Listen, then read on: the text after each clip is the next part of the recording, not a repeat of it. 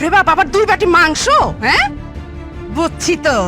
যেই বাড়িতে কাম করতে গেছিলেন সেই বাড়িতে মনে হয় মাংস রাঁধতে দিছিল না? হ্যাঁ, থেকে 2 বাটি উড়াই নিয়ে এসে পড়ছে।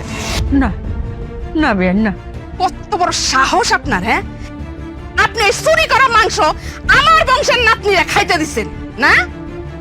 আপনি কেমনে মনে করলেন যে এই চুরি করা মাংস আমার নাতনি খাইব?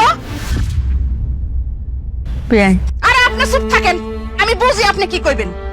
আপনি কি মনে করছেন আমার বাড়িতে কি খাওয়ানোর অভাব? হ্যাঁ, আমার বাড়িতে হাড়ি ভরা মাংস রান্না থাকে, আমার বাড়িতে মাংস গড়াগড়ি খায়, মাংসের উপরে আমার বৌমা শুইয়া থাকে। আপনি নিয়েছেন মাংস? আচ্ছা যাই হোক, এখন আপনার সাথে আমার সাথে যাই মান অভিমান যেটাই আছে সেগুলো বৌমার সামনে না কই, কারণ আমার বৌমার এখন 6 মাস চলতেছে।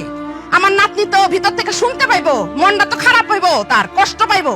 আপনি শুধু একটা বার কোন, আপনি যেটা করছেন এটা অন্যায় করছেন কিনা? হ্যাঁ, আপনার কি উচিত ছিল না আমার সাথে দেখা করা?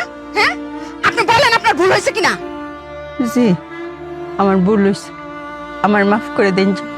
আমার উচিত আছে আগে আপনার লগে দেখা করা।